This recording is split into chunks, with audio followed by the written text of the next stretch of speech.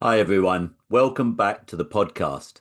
Okay, today we're going to be looking at pickleball singles, how to play singles and win.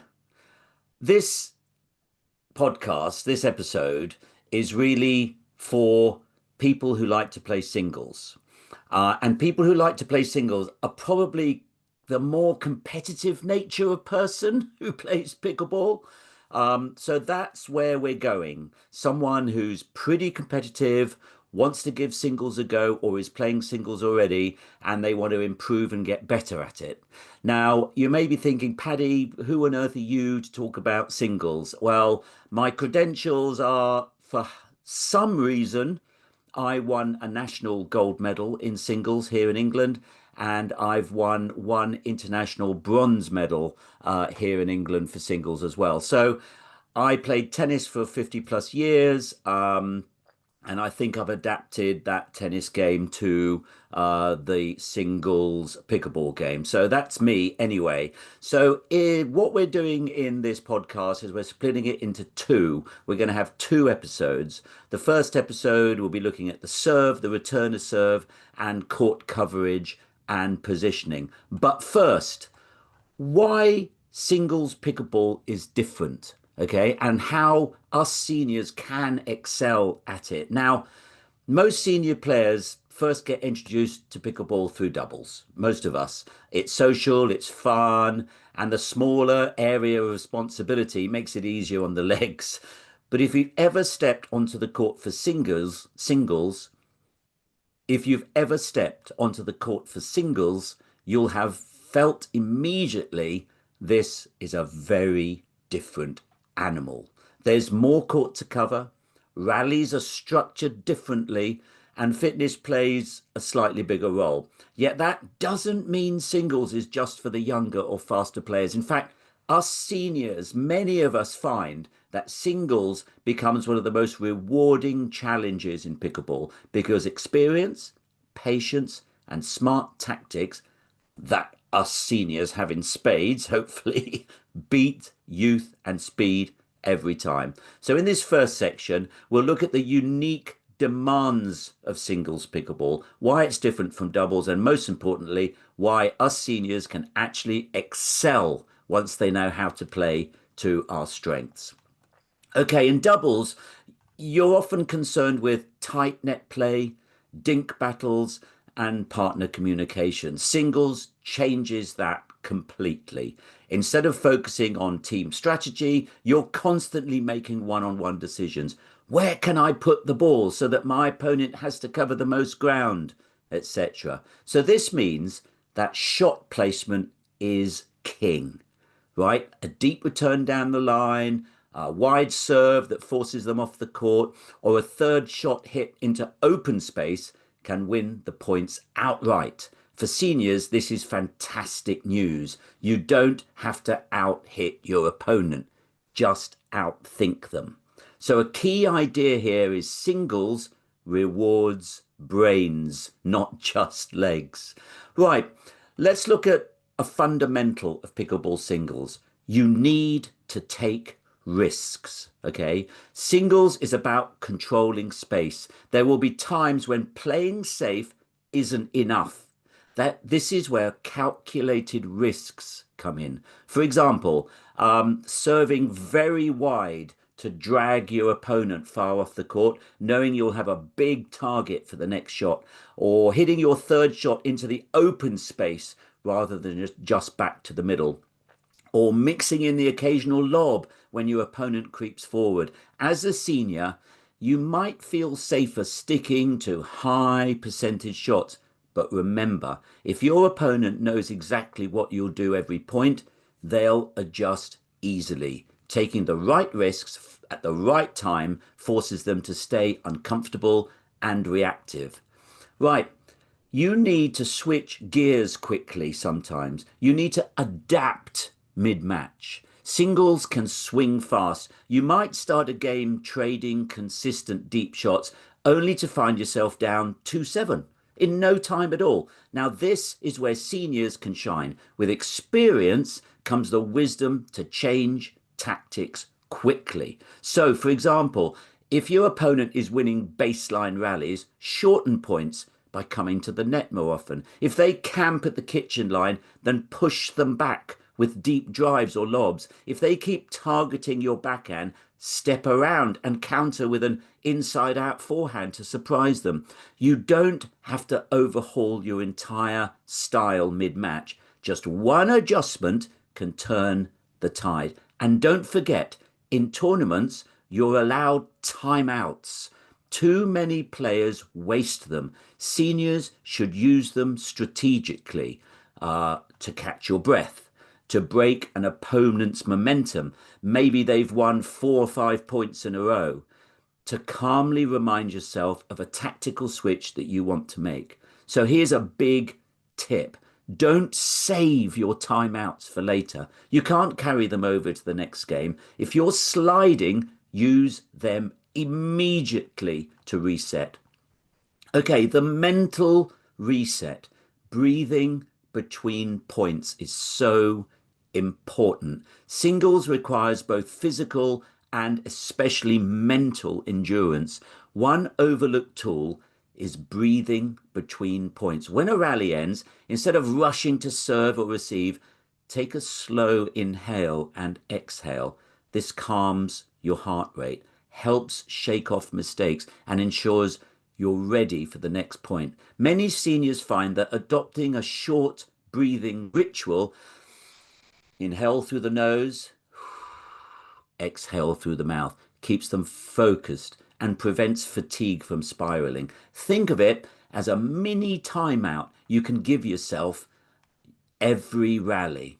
The other thing is a serving routine. This is your anchor under pressure. In doubles, the serve often feels like just a way to start the point. In singles, it's your first chance to gain control. That's why having a serving routine is so valuable.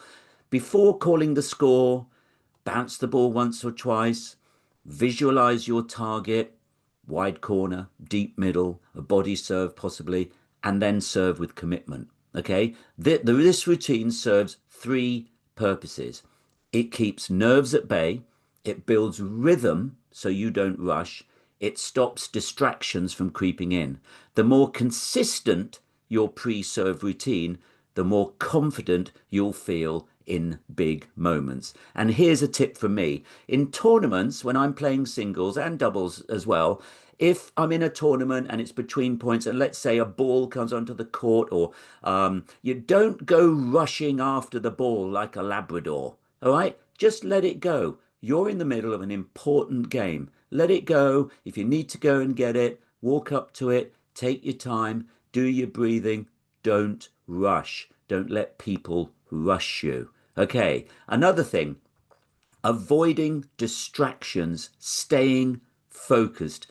Yeah, singles can be lonely. That's definitely true. There's no partner to reassure you after a mistake. Distractions creep in easily. I don't know, you notice the wind if you're playing outside. You hear someone talking on the next court. You dwell on a missed backhand, all right? Successful seniors learn to shut out the noise and keep their attention on the next point only. One helpful trick is to create some kind of reset phrase, something like, okay, next ball, or play smart, that you quietly say to yourself after each rally. It pulls your mind back to the present instead of replaying the past. Okay, why do seniors excel at singles? At first glance, singles, yeah, it looks like a young person's game. But think about the qualities that often improve with age. Patience, composure, strategic thinking. These qualities can trump raw athleticism. So a senior who takes risks, changes tactics when needed, breathes and resets between points, and stays mentally steady can compete very effectively, even against younger, faster players. This is very important. So what you need to do is you need to put it all together, right? So what you should take away from this opening section is singles is different, yes, but not necessarily harder. It demands a new mindset. Embrace risk. A wide serve or a bold third shot may be the difference between controlling and rally. Stay adaptable. If plan A isn't working, don't be afraid to switch plan B. And if you have a plan C in your back pocket, that's good too. Use your tools. Breathing between points, serving routines, and timeouts are all weapons for focus and control. Play to your senior strengths. Patience, shot variety, and experience matter as much as speed. So as we move into the next sections, we'll look at the specific skills you can use to build a singles ready game without feeling like, you need to run a blooming marathon every match. Okay, let's look at your serve. Serving as your first weapon. Right, in doubles, most players see the serve, just get a rally started. But in singles, your serve is much, much more than that. It's your first real weapon. Because you don't have a partner covering half the court, the serve can immediately put pressure on your opponent and set up to control the point. And set up to control the point. The good news is you don't need a blazing fast serve to do this. You need consistency, placement, and the willingness to take risks. So why the serve matters more in singles. Every serve is an opportunity in singles. You're the only one on your side of the net. And if you can push your opponent off balance right away, you will control the rally. Think of it this way. A deep serve buys you extra time to prepare for their return. A wide serve pulls them off court, leaving open space for your next shot. And a body serve jams them and forces a weak return. Unlike doubles, where you often expect a dink battle, singles is about taking control earlier. The serve is where that starts. Right, consistency first. A lot of people say, never miss a serve. Never give away free points, right? People say missing serves is the easiest way to lose momentum, and it is avoidable, right? Seniors sometimes get nervous on their serves, especially in tournament play, and you rush your serve. That's why a serving routine is so important. Before each serve, step to the line and pause. Bounce the ball once or twice. Take a slow, calming breath. Visualize your target. Call the score clearly.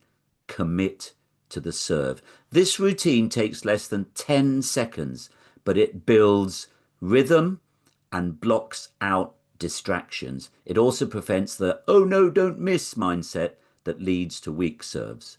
Now, on the serve, yes, consistency is important, but in singles, we have to take risks, and you have to take risks on your serve sometimes. Obviously, if you're serving, let's say your fairly standard default serve, which is, let's say, very, long and deep, and you're winning your points easily, then keep going on that serve. You don't have to change. Just keep going until your opponent gets used to that. And then you may need to consider other options. For example, wide serves. Aim close to the sideline to drag them off the court. Deep serves, pin them to the baseline so their serve is not so good. Body serves, aim directly at your opponent's midsection, and then their return won't be so good. But if your serves are working and you're winning the points, stay with it, but be prepared to lose your serve by taking those risks. I mean, I was told that in a game of singles, you should be prepared to lose your serve, to get your serve out, hit your serve out once or twice a game. And you should have that in your mindset. So if you take a risk on your serve, let's say you do a spinny wide serve and it goes out, you shouldn't beat yourself up. That should be part of your mindset, part of your tactics towards the game, part of your strategy. So here's a pro tip. Practice serving to 3 main targets: deep, the middle, deep, corner, and wide on the sideline. And you can mix these up. Let's look at the third shot. Right, in singles, the serve and third shot are connected. If you serve wide, your opponent will often return cross court, giving you a chance to hit your third into the open space. If you serve deep down the line, you may get a short return, which you can attack. This is why risk taking on the serve is worthwhile. A bold, wide serve might not win the point outright, but it often sets up a much easier third shot. Now, mid-match, you do very often have to adjust your tactics. Sometimes your serving strategy won't work right away. Maybe your opponent handles wide serves well, or maybe they're crushing deep returns. That's where you need to switch tactics quickly. So, for example, if they attack wide serves, switch to body serves to jam them. If they punish deep serves with aggressive returns, shorten your serve just slightly to throw them off their timing, or maybe put in a slower serve. If you're missing too many risky serves, rein it back in and prioritize consistency for a few points. And don't forget, you can use, what is it? A timeout. If you're feeling rattled, take that minute to breathe, think about what's happening, and decide on a new serving strategy. Breathing, reset between serves. Serving can be stressful when the score is close. That's why breathing is key. Before you call the score, take one calm inhale through your nose and out, one steady exhale through the mouth. It slows your heart rate and clears your mind. Many of us find that this simple act transforms nerves, and it really helps with serving. So think of breathing as part of your serving routine. As we've said before, avoid distractions, all right? Focus on a target. Pick a precise spot, the corner, the sideline, and lock in. Reset phase. Quietly say, this one, or serve strong before serving. It keeps your brain present. Don't worry of what's happened in the past. All this stuff stops distractions and helps you serve with purpose. So the mental side of serving is probably just as important as the physical side. It isn't just about mechanics. It's about sending a message. A wide serve says, I can make you run. A deep serve says, I'll push you back all day. And a body serve says, I know how to make you uncomfortable.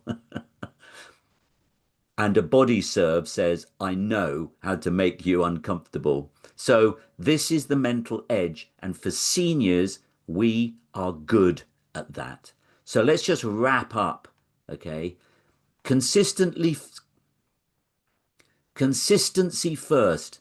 Try not to give away points on your serve, but be ready to take risks on your serve. Routine and breathing. Stay calm and focused. Risk taking on your serve. Here it is again. Use wide, deep, and body serves to force weak returns. Adjust quickly if you need to. Change tactics if your serve isn't working. Practice smart. Short, focused serving drills builds confidence. And when you combine these elements, your serve stops being a formality and starts being a weapon. And in singles pickleball, that weapon can carry you a long way. Okay, we're going to now take a short break to hear from our sponsor.